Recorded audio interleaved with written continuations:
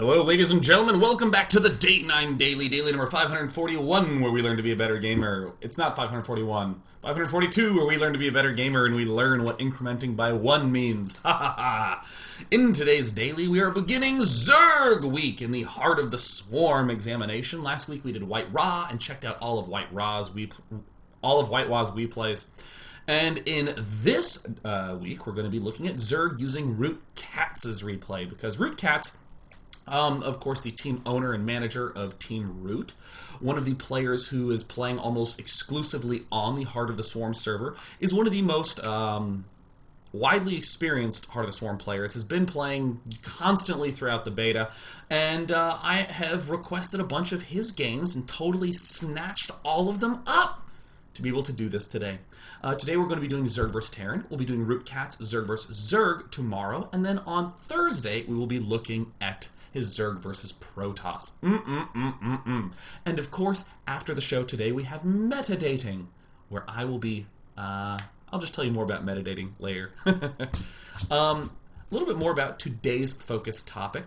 The Zerg vs. Terran matchup obviously has had some huge changes to it, because Terran, especially in the last week, have gotten a tremendous series of buffs. So we're going to be looking at two big things today. One of them is going to be some interesting misses that arise upon using the Swarm host. Some interesting tactics and some concepts we can use against Terran built around the Swarm host. And then I want to talk a little bit about the Viper, not just in terms of what the Viper can do once it is out, but rather the existence of the Viper creates for us new possibilities in the early and mid game. Which might sound weird because we need a hive to get a Viper.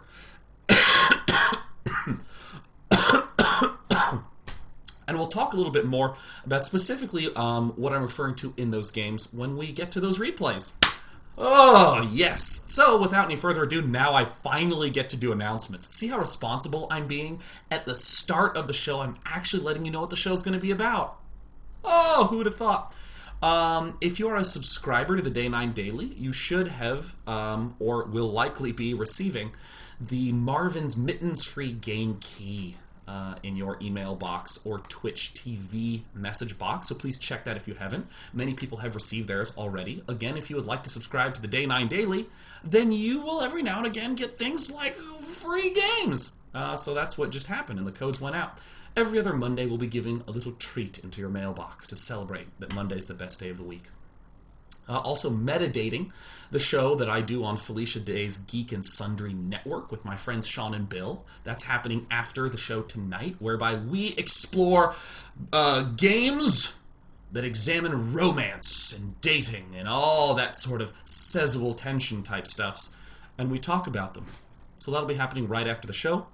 I'll be tweeting a link out to where to watch that afterwards. So, yeah. Right on. I think that's it. There's a Fun Day Monday topic for next week, but just go to my website to find out more information on that, day9.tv. Fun Day Monday yesterday was fun, wasn't it? Oh, it was a thrill to do Fun Day Monday again. I was so happy. Oh my goodness, loved that. Gonna be doing more of that in the future. Let's talk a little bit about KatZ, that suave, bejugular fellow. KatZ is widely known as a Zerg player for doing a lot of experimenting, for being nuts, more than willing to do 7 pool into double expand to gold base, more than happy to do a weird 1 base fast infester play, has always been known for that sort of creative mind. In the latter year or so of StarCraft 2, certainly, KatZ, actually before the beta, the year before the beta came out, KatZ certainly was a player who, again, still incorporating not as much of his creativity, but a lot of creativity, but was refining a lot of his standard play. So KatZ regularly Grandmaster on dem ladders, and that sort of carried over into Heart of the Swarm, where now there's this whole new area of stuff to fiddle around with. And I asked KatZ if he could provide games, especially kind of highlighting that whole notion of experimenting is good and fine, and we can figure out all sorts of new, cool, fun shenanigans.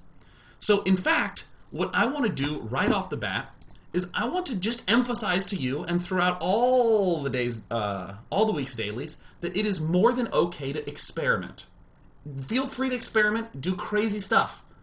I actually want to motivate this by saying that KatZ, I'm going to show you a game where KatZ does some experimenting that goes terribly wrong, then some experimenting that goes terribly right. Before we even hop into Swarm Host, before we even hop in to the Viper, experimenting is okay. I'll be talking a little bit about the Zerg vs. Terran matchup right now while we check out this game.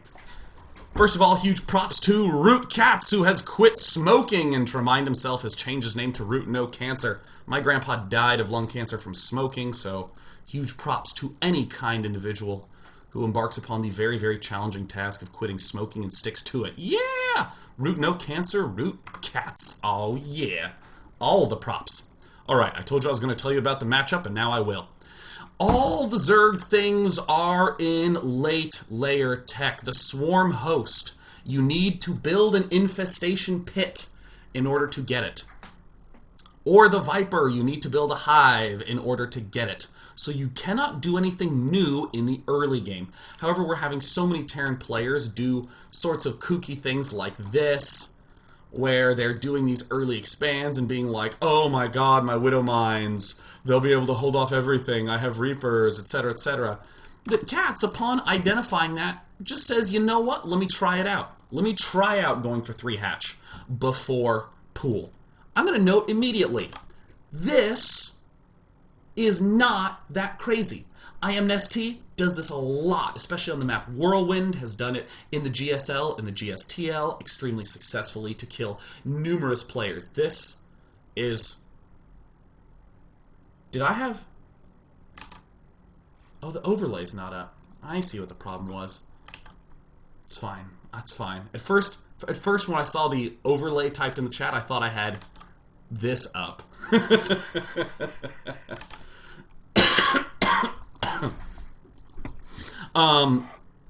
But yeah, so, yeah, this strategy from KatZ is not unusual in a Wings of Liberty sense.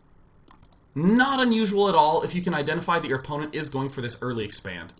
Or if you can turn the chat on. Or turn the sound on. You know what, screw it, let's turn the music on, man. Let's have a party up in this bad boy. So, what's really neat about this opening is that we get out our 3 queens, and given the fact that we have seen our opponent doing this standard early expand, we can easily have queens and spine crawlers up with more than enough time to be able to thwart our opponent. Nothing wrong with giving this a shot in Heart of the Swarm. Nothing wrong with using some of our old builds. Speeding it up. Speeding it up. Also, look at that. Creep Tumor on ramps. Oh god, OCD Zerg players everywhere are just super pleased. However, there are some interesting build orders that people really just don't do in Wings of Liberty. Like this straight up, I'm going to try to kill you with Hellbats. Okay, so... I want to emphasize this because I feel that this is what causes people to clam up and to say to themselves, no, I'm just going to do something a little bit safe. I don't want to, I'm a little bit worried and anxious. And now as we close the replay, this is generally where Heart of the Swarm freezes my computer. Alright, cool. It managed to succeed. However, KatZ, not to be deterred, just adjusted some of his build orders accordingly. And ends up doing a build order in a completely different experimentation that works out hilariously brilliant. This is an example of something that you would intuitively think does not work, ends up working well. Early expand from KatZ, nothing too out of the ordinary, followed up by the spawning pool. Let's think in terms of our Heart of the Swarmness. I am worried about mines and reapers, right? Those are the 2 big concerns I have, especially on this map. These little annoying incursions early on, I'm certain, will be something that Zerg players have to figure out how to deal with before doing these very, very greedy openings. ROOTCatZ just sort of holds down boss mode. Now, if your opponent was opening up with Reapers, and a good old standard double expand, and of course transition right into a nice defensive mine play, you would probably say that the worst possible game, or excuse me, the worst possible play would be to all in, right? Now, even though KatZ has been doing some more long-term play, I asked him to all in some of these games, so that way he could, I could just have some of those replays to look at. But look at this. This is rad. This is totally unbelievably kick-ass. Excellent. Everything looks normal. Looks like he's about to get owned.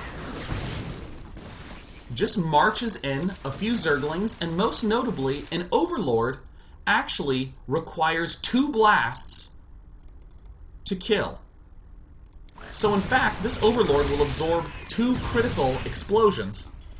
And with some rather, you know, not amazing spreading, you don't need the, you know, best micro in the world to execute this sort of thing, but just with some adequate micro, KatZ busts in very easily and sets himself up for a situation that ends up being a game winner.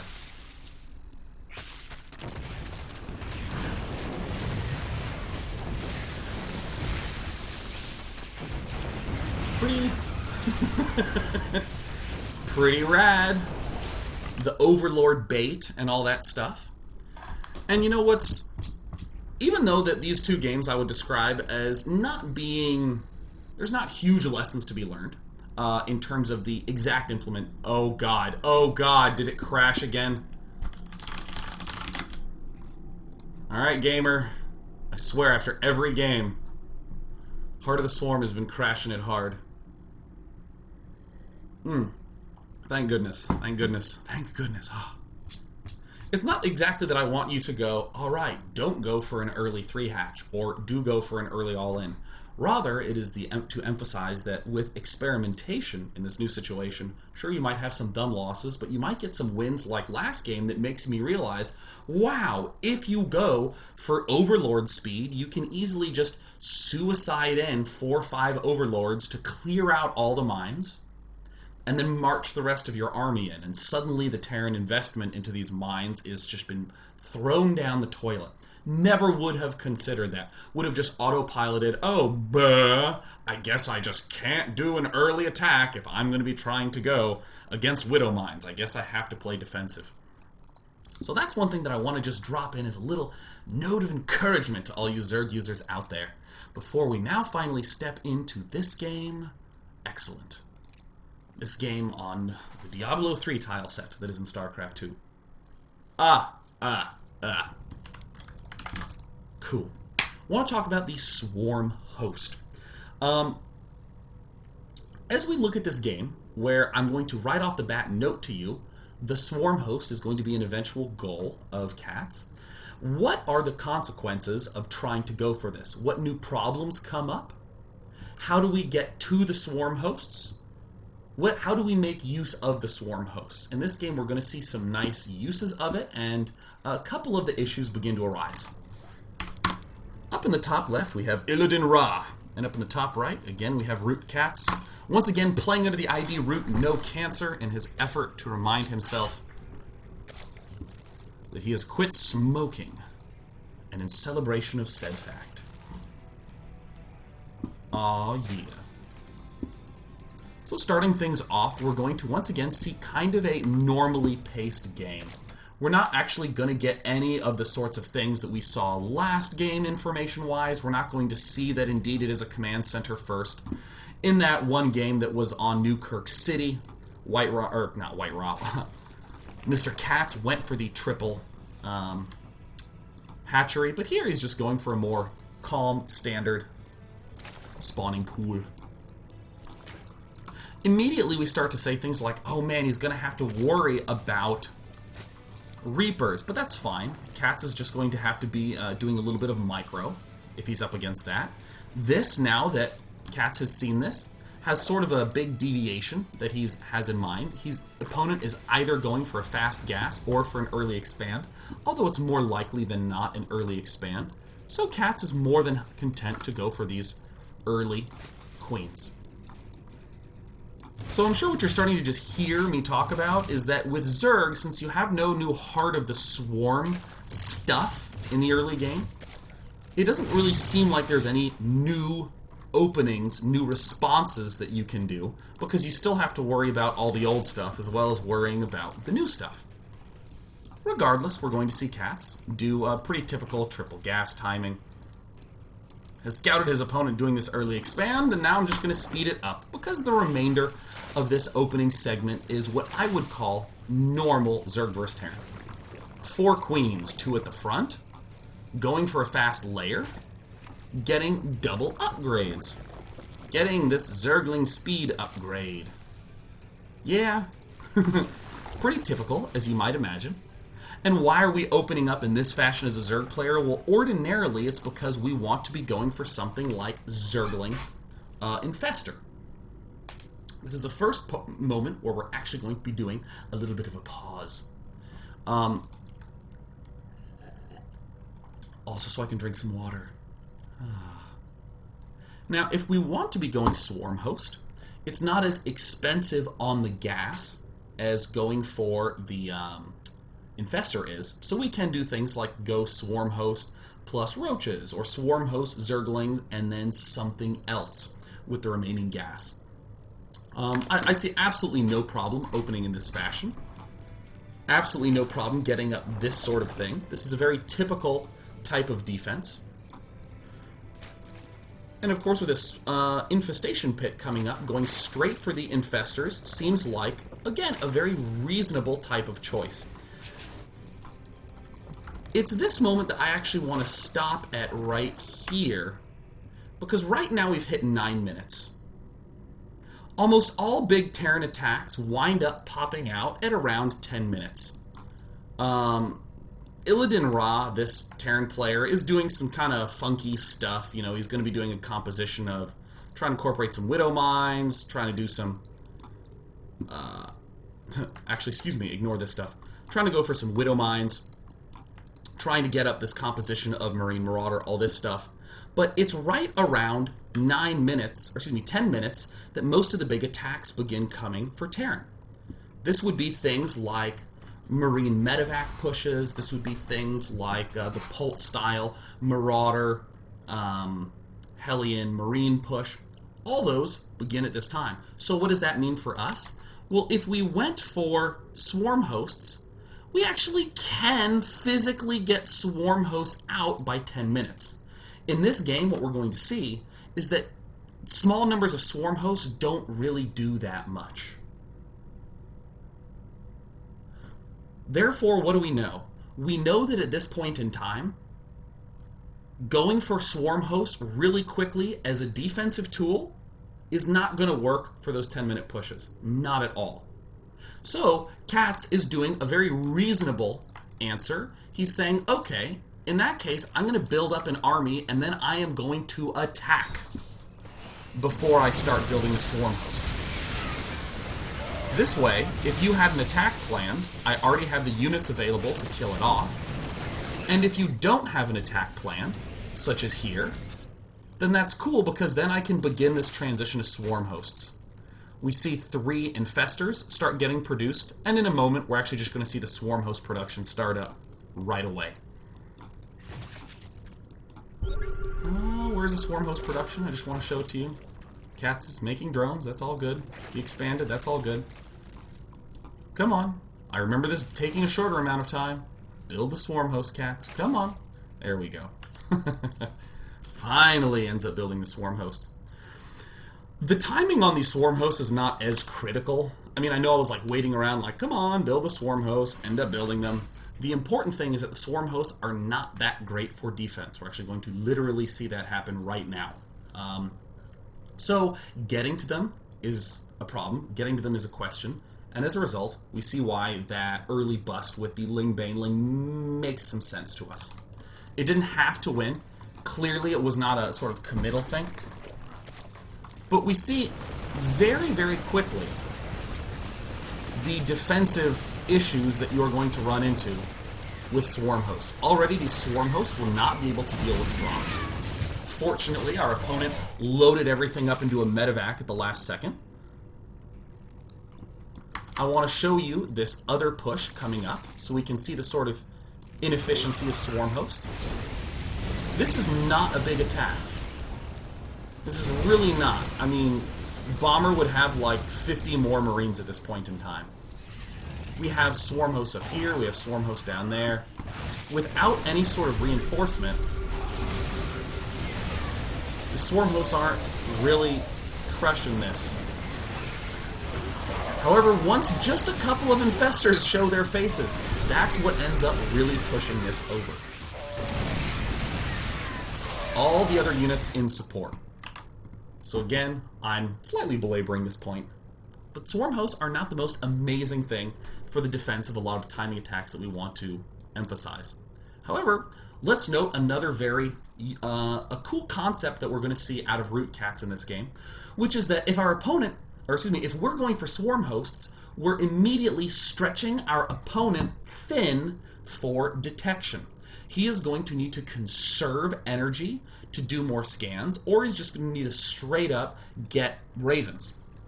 Since he's going to be stretched a little thin on scans, look at this cute tactic that KATZ does. KATZ, actually, with these early infestors, has already researched burrow. These infestors already have this burrow tech up. And in fact, KATZ just straight burrows these first 3 defensive infestors and prepares for an attack. It might seem a little haphazard to go for both infestor plus swarm host. And I'm not convinced that you need to put your infestors in this vulnerable of a position to be able to move up like this. However, a maneuver like this, where we end up doing these infested Terran counterattacks, Life enjoys doing these, Lenok really enjoys doing these. This combined with having them need to do scans to push means that these swarm hosts are not going to kill attacks. They're not going to kill off timings, but they're certainly going to delay. These sorts of scans, I mean, obviously that's terrible to lose that, but combined with this scan, little annoying burrow attacks. Hell, you don't even need to use infestors. You could use Zerglings in combination with this and do burrow in the way Life does. Any burrow-based attack combined with swarm hosts are going to be excellent. These sorts of scans are really, really, really costly for the enemy. Now, I'm actually going to speed this up a little bit, so that way we can wrap this up and head up into part number 2. At this point in time, KATZ is clearly in the lead, and clearly is looking for some utility out of these really obnoxiously immobile swarm hosts. Not only are they slow, but obviously they have to siege up or attach themselves to the ground.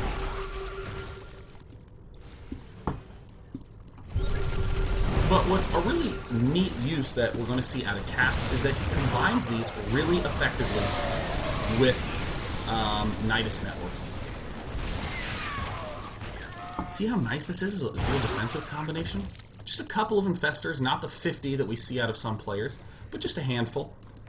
And then by just having some vision, we can end up popping out Nidus networks to do little counterattacks.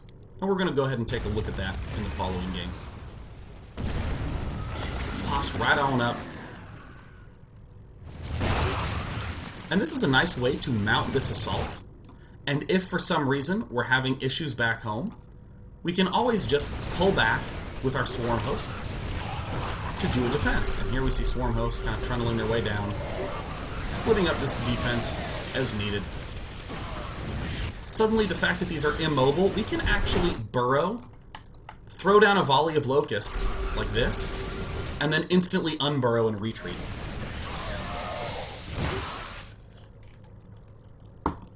So, in part number 2, we got the chance to, of course, see some enjoyable early openings from KATZ, the completely failed 3-hatch, the really successful all-in, to give us a sort of idea of what the sort of experimentation can yield. This game was a really close look at, if we're going for swarm hosts, what are some of the defensive considerations? We're seeing that it's not going to deny a push. in the traditional way that infestors would, with the big fungal or something like that. However, because he's stretched thin for detection, we see the sort of use of these multi-pronged attacks. We saw why cats went for an early Ling-Baneling bust, because swarm hosts weren't going to be in high enough numbers heading into the 10-minute mark when most of our big timing pushes are coming. And the one thing that I want to look at again after the break is this cool use of the Nidus network in composition or in combination with the swarm hosts, that we can actually just emerge through, throw a huge volley of stuff, and pull right back away and head somewhere else. And we end up committing 0 minerals and gassive units because the locusts are free. When we come back